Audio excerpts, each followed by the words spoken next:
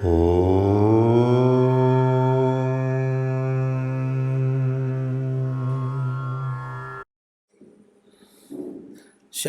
ദർശനത്തിന് ഈ വർഷം നിരവധി ബുദ്ധിമുട്ടുകൾ അനുഭവപ്പെടുന്നതായി ആക്ഷേപങ്ങൾ നിലനിൽക്കുന്നു. ഇതിൻ്റെ കാരണത്തെ സംബന്ധിച്ച സ്വാമിജിയുടെ അഭിപ്രായം അറിയാൻ ആഗ്രഹിക്കുന്നു. യാതൊരു സംശയമില്ല, 450 രൂപ അടയ്ക്കുക. അദ്വൈതാശ്രമം സത്സംഗം വരിക്കാരാവുക. ഇപ്രാവശ്യത്തെ ഡിസംബർ മാസത്തിലെ എഡിറ്റോറിയൽ ഇതാണ്. ഇങ്ങനൊരു ചോദ്യം ചോദിക്കുന്ന ചിദാനന്ദപുരി സ്വാമിക്ക് അറിയാൻ മുൻകൂട്ടി. അതുകൊണ്ട് ഡിസംബർ മാസത്തിലെ എഡിറ്റോറിയൽ ഇതാണ് വിഷയം. അതിപ്പോൾ പറഞ്ഞാൽ നമ്മളെ കച്ചവടം മുടങ്ങില്ലേ. ഞാനൊരു ദിവസം കോഴിക്കോട് ബസ് സ്റ്റാൻഡിൽ നിൽക്കുക. കഥയെല്ലാം ഉണ്ടായ സംഭവമാണ്. കോഴിക്കോട് ബസ് സ്റ്റാൻഡിൽ നിൽക്കുകയാണ്. അപ്പോൾ അവിടെ ഈ ചെറിയ ചെറിയ പെട്ടിപ്പീടികൾ ഇഷ്ടംപോലെ ഉണ്ട്. അതിൻ്റെ ഉള്ളിൽ അവിടെയൊക്കെ ഈ മാസികകൾ, ആഴ്ചപ്പതിപ്പുകളൊക്കെ ഇങ്ങനെ തൂക്കിയിട്ടുണ്ട് ഈ ക്ലിപ്പിൽ. അപ്പോൾ ഒരു ബസ്സിൽ പോകേണ്ട ഒരാൾ ഇവിടെ അങ്ങനെ നിന്നു. പീടിയക്കാരനോട് ഒന്നും ചോദിച്ചില്ല, ഒരു മാസികയായിട്ട് വലിച്ചൂരി. പീടിയക്കാളിങ്ങനെ നോക്കുന്നുണ്ട്, ഞാൻ രണ്ടും കാണുന്നുണ്ട്. അപ്പോൾ വായിക്കാൻ തുടങ്ങി. മൂപ്പര് വായിച്ചിട്ട് ഒരു ലേഖനം പൂർത്തിയാക്കി അവിടെ വെച്ചു. പൈസ തന്നേ. ഞാൻ ഒരു കേടും വരുത്തിയിട്ടില്ല. കേട് വരുത്തിയില്ല എന്നുള്ളതാണ്. നീ നേരത്തെ ലേഖനം വായിച്ചില്ല, ഞാൻ കണ്ടുവല്ലോ വായിച്ചത്, അതിന് പൈസ തന്നിട്ട് പോ. അപ്പോ അത് തന്നെ. അപ്പൊ ഈ ചോദ്യത്തിന് ഉത്തരം പറയണമെങ്കിൽ മാസികയുടെ പൈസ തരണം എന്നാലേ പറയുള്ളൂ. ഇവിടെ പ്രധാനമായിട്ട് തമാശ പോട്ടെ, വളരെ പ്രധാനമായിട്ടുള്ള വിഷയം, ദേവസ്വം ബോർഡും സർക്കാരും ചേർന്ന് ആർക്ക് വേണ്ടിയാണ് കളിക്കുന്നത്? വളരെ ഗൗരവത്തോടു കൂടി നമ്മൾ ചിന്തിക്കേണ്ടതാണ്. അവിടെ കൃത്രിമമായി തിരക്കുണ്ടാക്കുന്നത് ആർക്ക് വേണ്ടി? ജനലക്ഷങ്ങൾ ഒരാക്ഷേപവുമില്ലാതെ പോയിക്കൊണ്ടിരുന്ന സങ്കേതത്തിൽ കേവലം 1,00,000-ഓളം പേര്, 1,10,000 പേരോട് വരുമ്പോഴത്തേക്ക് എങ്ങനെയാണ് ഇത്ര ഭീകരമായ തിരക്ക് അവിടെ വരുന്നത്? ചിന്തിക്കേണ്ടതാണ്. പോസ്റ്റ്മോർട്ടം റിപ്പോർട്ട് അനുസരിച്ച് ഡീഹൈഡ്രേഷൻ കൊണ്ടാണ് കുഞ്ഞ് മരിച്ചത് എന്ന അവസ്ഥ എന്തുകൊണ്ട് വന്നു? വലിയ പ്രശ്നം നമുക്ക് ആർക്കും ഇല്ല. നമ്മളൊരു മോള് ഡീഹൈഡ്രേഷൻ വന്ന് ദർശനത്തിനുള്ള തിക്കിലും തിരക്കിലും പെട്ട് മരിച്ചപ്പോഴും നമുക്കൊരു പ്രശ്നവും ഇല്ല. നമ്മളത് വേദനപ്പെടുത്തുന്നില്ല. ആരാണ് ഇതിന് ഉത്തരവാദികൾ? ചിന്തിക്കേണ്ടതാണ്. ഒന്നാമത്തെ വിഷയം, തിരക്ക് കുറയ്ക്കാനാണെന്ന് പറയുന്നു, എന്നിട്ട് പമ്പയിലേക്ക് പോകുന്ന വാഹനങ്ങൾ നിലയ്ക്കലിൽ നിർത്തിക്കുന്നു. യാതൊരു സൗകര്യവുമില്ലാത്ത നിലയ്ക്കലിൽ ജനലക്ഷങ്ങൾ എത്തിച്ചേരുന്ന സമയത്ത് അവിടെ ഉണ്ടാകുന്ന തിരക്ക്, അവിടെ പ്രാഥമികമായ കാര്യങ്ങൾക്ക് പോലും സൗകര്യങ്ങളില്ല. അവിടുന്ന് തന്നെ ക്ഷീണമായി. ആരും പെട്ടെന്ന് പൊട്ടി വീഴാമല്ലോ നിലയ്ക്കലേക്ക്. കർണാടകയിൽ നിന്നും തമിഴ്നാട്ടിൽ നിന്നും ആന്ധ്രയിൽ നിന്നും തെലങ്കാനയിൽ നിന്നും കേരളത്തിൻ്റെ വിവിധ ജില്ലകളിൽ നിന്നും യാത്ര ചെയ്ത് ക്ഷീണിച്ച് രാത്രി അടക്കം ഉറക്കൊഴിഞ്ഞിട്ട് എത്തുന്ന യാത്രികരാണ്. അവർക്ക് വിരിവെക്കാൻ സ്ഥലമുണ്ടോ? അവരപ്പം തന്നെ പോകണം. ഇരട്ടി പൈസ, നേരെ ഇരട്ടിയല്ല, 4 ഇരട്ടി പൈസ കൊടുത്തിട്ട് KSRTCക്ക് പോകണം. എന്തുകൊണ്ട് മറ്റു വാഹനങ്ങൾ വിടുന്നില്ല? സ്വാമി, പമ്പയിൽ തിരക്ക് കുറയ്ക്കാനാണ്. ഒന്നാമത്തെ ചോദ്യം, കേന്ദ്ര സർക്കാരിൻ്റെ നിർദ്ദേശമനുസരിച്ച് പമ്പയിൽ ത്രിവേണി, ചക്കുപാലം, സെക്ടർ 1, സെക്ടർ 2 ഇത്രയും സ്ഥലങ്ങളിൽ ആയിരക്കണക്കിന് ഏക്കർ വനഭൂമി മാറ്റിവെച്ചിട്ടുണ്ട്. എന്തുകൊണ്ട് അവിടെ പാർക്കിംഗ് സൗകര്യം ഉണ്ടാക്കുന്നില്ല? ആർക്ക് വേണ്ടി? അവിടെ പാർക്കിംഗ് സൗകര്യം ഉണ്ടായ വാഹനങ്ങൾ, ലക്ഷക്കണക്കിന് വാഹനങ്ങൾക്ക് പാർക്ക് ചെയ്യാം. ലക്ഷക്കണക്കിന് ഒന്നിച്ച് പാർക്ക് ചെയ്യാന്ന് പറഞ്ഞിട്ടില്ല കേട്ടോ, ഒരു ദിവസമാണ് പറയണത്. അങ്ങനെ അവിടെ ഹിൽ ടോപ്പ് പറയാൻ വിട്ടു. ഹിൽ ടോപ്പ് 5 സ്ഥലമുണ്ട്, 4 പറഞ്ഞിട്ടുള്ളൂ. ഹിൽ ടോപ്പാണ് ഒന്ന്. എന്തുകൊണ്ട് അവിടെ വേണ്ട സൗകര്യം ഒരുക്കുന്നില്ല? പകരം ഒരു സൗകര്യമില്ലാത്ത നിലയ്ക്കലിൽ ഇറക്കിക്കുന്നു. എന്തിനു വേണ്ടിയിട്ട്? ആർക്ക് വേണ്ടിയിട്ട്? അപ്പം ക്ഷീണിതരായിട്ട് അവിടുന്ന് വന്നു, വീണ്ടും ക്ഷീണിതരായി പമ്പയിലെത്തി. വിരിവെക്കാൻ സൗകര്യമുണ്ടോ? മുമ്പ് അവിടെ വിരിവെച്ചിരുന്ന വല്ല സ്ഥലവും ഇപ്പം ഉണ്ടോ? അവിടെ പമ്പയിൽ വിരിവെക്കാനുള്ള സൗകര്യം ഉണ്ടായിരുന്നെങ്കിൽ തിരക്ക് നോക്കിയിട്ടാണ് ഗുരുസ്വാമിമാർ കയറ്റി വിടുക. കുറച്ച് കഴിഞ്ഞിട്ട് പോയാൽ മതി, ഇപ്പോൾ അവിടെ വിശ്രമിക്കുക. അങ്ങനെയല്ലേ നമ്മളൊക്കെ പോയിരുന്നത്? ഒരു പ്രശ്നവുമില്ല. ആർക്ക് വേണ്ടിയാണിത്? എത്ര ബിസിനസ് ലോബിയുടെ കള്ളപ്പണം വെളുപ്പിക്കാൻ കൂട്ടുനിൽക്കുകയാണ് സർക്കാർ.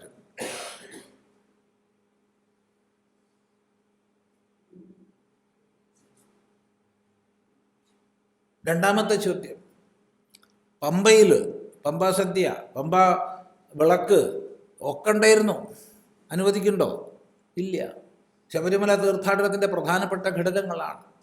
ഈ പറഞ്ഞതുപോലെ ഹിൽ ടോപ്പിലും ചക്കുപാലത്തും സെക്ടർ 1, 2, ത്രിവേണി ഇത്രയും സ്ഥലത്ത് വിരിവെക്കാനുള്ള സൗകര്യം, വാഹനം പാർക്ക് ചെയ്യാനുള്ള സൗകര്യം കൊടുത്തിരുന്നെങ്കിൽ പണ്ടുള്ള ആചാരം മുഴുവൻ നിലനിർത്താമായിരുന്നു. പോട്ടെ, അതുമില്ല, ആചാരങ്ങളില്ല. അയ്യപ്പ സേവാ സംഘം, അയ്യപ്പ സേവാ സമാജം, വിശ്വ ഹിന്ദു പരിഷത്ത്, മാതാ അമൃതാനന്ദമയി മഠം, തമിഴ്നാട്ടിൽ നിന്നുള്ള പല ഗ്രൂപ്പുകൾ, പേര് അറിയില്ല, ഇങ്ങനെ 10-15ഓളം ഗ്രൂപ്പുകൾ പമ്പ, നീലിമല, അപ്പാച്ചിമേട്, ശരംകുത്തി, സന്നിധാനം 5 സ്ഥലങ്ങളിൽ ഭക്ഷണവും വെള്ളവും കൊടുക്കുമായിരുന്നു. ചുക്കുവെള്ളം, ചുക്ക് കാപ്പി, കഞ്ഞി, സമൃദ്ധമായിട്ടുള്ള ഭക്ഷണം കൊടുക്കുമായിരുന്നു. ആര് നിരോധിച്ചു? നിരോധിച്ച് പകരം എന്ത് സംവിധാനം ഉണ്ടാക്കി? എന്ത് സംവിധാനം ഉണ്ടാക്കി? ഇതാർക്ക് വേണ്ടി? 6 രൂപയുള്ള ബിസ്ക്കറ്റ് പാക്ക് 120 രൂപയ്ക്ക് വാങ്ങാൻ നിർബന്ധിതരാകുന്നു. 6 രൂപയുടെ ബിസ്ക്കറ്റ് പാക്ക് 120 രൂപയ്ക്ക് വാങ്ങാൻ നിർബന്ധിതരാകുന്നു. വെള്ളം കൊടുക്കാൻ വയ്യ, വെള്ളത്തിന് വേണ്ടി ഇറങ്ങിയ താഴത്തേക്ക് വരണം. പിഞ്ചു കുഞ്ഞുങ്ങളെ കൊണ്ട്, വൃദ്ധകളെ കൊണ്ട് ഒന്ന് ആലോചിച്ച് നോക്കൂ. ഇങ്ങനെ പീഡിപ്പിക്കുന്നത് എന്തിനു വേണ്ടിയിട്ട്? ആർക്ക് വേണ്ടിയിട്ട്? ഇതൊക്കെ കഴിഞ്ഞ് സന്നിധാനത്തിൽ എത്തുമ്പോഴത്തേക്കൊരാൾ അവശനായിട്ടാണ് എത്തുന്നത്. മഹാഭാഗ്യാണ് ആയിരക്കണക്കിന് മരിക്കാത്തത്. സന്നിധാനത്തിൽ ലക്ഷങ്ങൾ വിരിവെച്ച സ്ഥലമാണ്, മുഴുവൻ കോൺക്രീറ്റ് കെട്ടിടങ്ങൾ. ആർക്ക് വേണ്ടി? ഏതാനും കൊല്ലം മുമ്പ് വരെ ജനലക്ഷങ്ങൾ വിരിവെച്ച സ്ഥലങ്ങളാണ്, സന്തോഷമായിട്ട്. എന്ത് സംഭവിച്ചു? ഈ കൂട്ടത്തിൽ പലരും എത്ര കൊല്ലങ്ങളായിട്ട് പോകുന്നവരുണ്ട്. ഒന്ന് ഓർമ്മിച്ചു നോക്ക്, പണ്ട് എങ്ങനെയായിരുന്നു പോയത്? എന്തൊരു ആനന്ദമായിരുന്നു. ഇതൊക്കെ പോട്ടെ. കേരള പോലീസ് ഏകദേശം ഒരു 5 മാസം മുമ്പ് തന്നെ ഇൻ്റർ ഡിപ്പാർട്ട്മെൻറ്റിൻ്റെ ഉള്ളിൽ വിജ്ഞാപനമിറക്കും. ഇത്ര സമയം മുതൽ ഇത്ര സമയം വരെ ശബരിമല ഡ്യൂട്ടിയുണ്ട്, വ്രതശുദ്ധിയോടുകൂടി അയ്യപ്പന്മാരായിട്ട് പോകാവുന്നവർക്ക് അപേക്ഷിക്കാം. അവർക്ക് ബൂട്ടിടുക, ഷേവ് ചെയ്യുക ഒന്നും ആവശ്യമില്ല.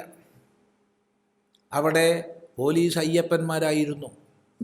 ആ പോലീസ് അയ്യപ്പന്മാരും ഭക്തന്മാരും സഹകരിച്ചിട്ടായിരുന്നു എല്ലാം ചെയ്തിരുന്നത്. സ്നേഹപൂർണമായിരുന്നു പെരുമാറ്റം. നിർത്തലാക്കി.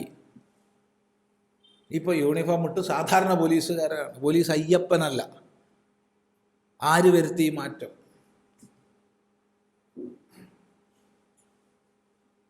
നശിപ്പിക്കാൻ വേണ്ടി വ്യക്തമായ പദ്ധതി അനുസരിച്ച് ചെയ്തുകൊണ്ടിരിക്കുകയാണ്. എത്ര പേരാണ് ഇപ്രാവശ്യം പകുതി വഴിയിൽ നിന്ന് മടങ്ങിയത്?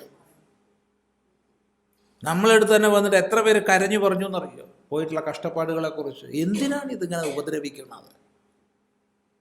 എന്തിനാണ് ഇങ്ങനെ ഉപദ്രവിക്കുന്നത്?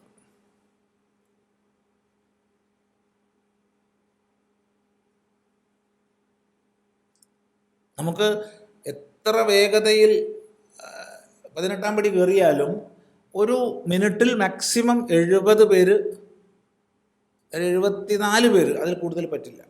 എത്ര പേർക്കാണ് കയറാൻ പറ്റുക? × 60 മണിക്കൂറിൽ കയറാൻ പറ്റുന്നവർ, അത്രേ പറ്റുള്ളൂ. × എത്ര മണിക്കൂറാണോ ദർശനമുള്ളത് അത്രയും മണിക്കൂർ. ഇതിന് ക്രമീകരിച്ച് പോകാലോ. എവിടെ? താഴത്ത് സംവിധാനങ്ങളുണ്ടെങ്കിൽ. അങ്ങനെ ആയിരുന്നില്ലേ പണ്ട്? ഇനി നമ്മൾ മുകളിലെത്തി, സന്നിധാനത്തെത്തി, കയറാൻ പറ്റില്ല വെച്ചാൽ എന്തായിരുന്നു ചെയ്യാറ് പണ്ട്? നേരെ പോവും, എവിടെയെങ്കിലും വിരിവെക്കും, എവിടെ വേണിച്ചാൽ വിരിവെക്കാമായിരുന്നു. ഇപ്പം അനുവദിക്കുകയോ? അങ്ങനെ വിരിവെച്ചവരെന്തെങ്കിലും ഉപദ്രവം അവിടെ ഇന്ന് വരെ ഉണ്ടാക്കിയിട്ടുണ്ടോ? ഇല്ല. ഇപ്പം പറ്റില്ല. അന്ന് തന്നെ മടങ്ങണം. നിലയ്ക്കൽ നിന്ന് പുറപ്പെട്ടിട്ടേ ഒരു സമൂഹത്തോട്, ഭക്തജന സമൂഹത്തോട് ഇത്ര ക്രൂരതയാകാമോ?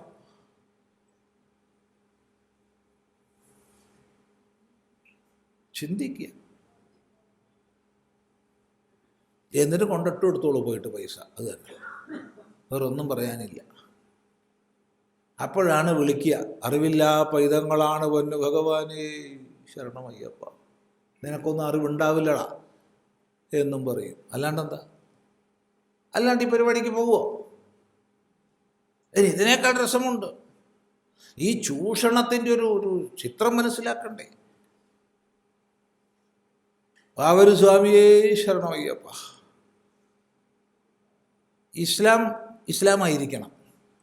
ഇസ്ലാം വിശ്വാസമനുസരിച്ച് ഏറ്റവും കൊടിയ പാതകമാണ് വിഗ്രഹോപാസന. എന്നല്ല, വിഗ്രഹോപാസനയോട് പങ്കുചേരുന്നത്. അപ്പോൾ അയ്യപ്പൻ എന്ന വിഗ്രഹോപാസനയോട് പങ്കുചേരുന്നത് ഇസ്ലാമികമാണോ അനിസ്ലാമികമാണോ? അനിസ്ലാമികമാണ്, സംശയമൊന്നുമില്ല.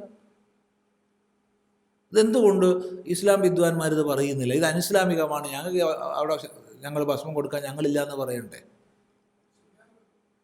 അപ്പോൾ ചില്ലാനം കിട്ടുക. അപ്പോൾ ഹറാമായ വസ്തു അങ്ങോട്ട് കൊടുത്തിട്ട് അല്ലാത്ത വസ്തു ഇങ്ങോട്ട് വാങ്ങുകയാണ്. ഇതിന് നിൽക്കണതാരാ? അതിനേക്കാൾ നേരം പോക്കാണ് എരുമേലിയിൽ. എരുമേലിയിൽ ഇപ്പുറത്ത് ധർമ്മശാസ്ത്ര ക്ഷേത്രമുണ്ട്. ആ പരിസരം തന്നെ വൃത്തികേടിൻ്റെ അങ്ങറ്റം. മുമ്പിലുള്ള തോട് നോക്കുക നിങ്ങൾ പോയിട്ട്. ഒരു 10-20 കൊല്ലത്തെ അഴുക്കുകളുണ്ട് അതിൻ്റെ ഉള്ളിൽ. അവിടെയും കൊണ്ടിടുന്നത് പൈസ ഒരേ ആൾക്കാർ, ഇപ്പുറത്ത് പള്ളിയിലും കൊണ്ടിടുന്നത് ഒരേ ആൾക്കാർ. അവിടെ ലക്ഷക്കണക്കിന് ബണ്ടിലാക്കിയിട്ട് മുസ്ലിം മതത്തിന് വേണ്ടി കൊണ്ടുപോകും. ഇപ്പുറത്ത് സർക്കാരും കൊണ്ടുപോകും.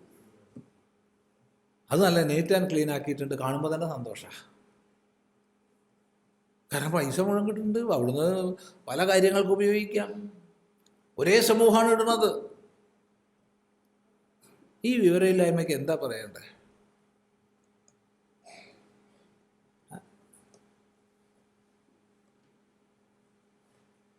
ചിന്തിക്കുക.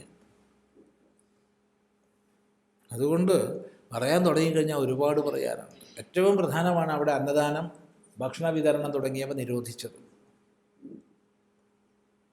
അവിടുന്ന് ഇന്ന് വരെ വിഷബാധ ഏൽക്കുകയോ ഒരാൾക്കൊരു പ്രശ്നം ഉണ്ടാവുകയോ ചെയ്തിട്ടില്ല. അവിടെ പ്രശ്നങ്ങൾ ഉണ്ടായത് മുഴുവൻ ദേവസ്വത്തിൻ്റെ സംവിധാനത്തിൽ തന്നെ ഉണ്ടാക്കിയ വിഷയങ്ങളിലാണ്. കഴിഞ്ഞ കൊല്ലം ഹലാൽ ശർക്കരയാണ് അവിടെ ഉപയോഗിച്ചത്. ഹലാൽ മുദ്രയുള്ള ശർക്കരയാണ് വന്നത്. ഹലാൽ എന്ന് പറഞ്ഞാൽ എന്താണ്? ഹലാൽ മുദ്ര ഏതാണ്? ഒരു മതത്തിൻ്റെ വിശ്വാസമാണത്. ഇതരമായ മതത്തിൻ്റെ വിശ്വാസം അനുസരിച്ചിട്ടുള്ള മുദ്രയുള്ള ശർക്കരയാണ് വാങ്ങിയിട്ട് ഉപയോഗിച്ചത്. ഹലാൽ സർട്ടിഫിക്കേഷൻ കിട്ടണമെങ്കിലുള്ള വകുപ്പുകൾ എന്തൊക്കെയാണ്? അറക്കുകയാണെങ്കിൽ ഇന്ന പോലെ ബിസ്മില്ലാഹി ചൊല്ലിക്കൊണ്ട് ഇന്നമാതിരി രക്തം വാർത്തിട്ട് അറക്കണം തുടങ്ങിയ നിയമങ്ങളുണ്ട്. അറക്കല്ലാത്ത വിഷയത്തിൽ ഹലാലുണ്ട്. അവിടെ ഇത്ര % മുസ്ലിങ്ങളായിരിക്കണം ജോലിക്കാരൊന്നുണ്ട്. ഇപ്പോൾ വേറെ ശർക്കരയൊന്നും കിട്ടിയില്ലേ? അവിടം വരെ പറയേണ്ട ആവശ്യമില്ല. പിന്നെ എന്തിനാ പറയണേ?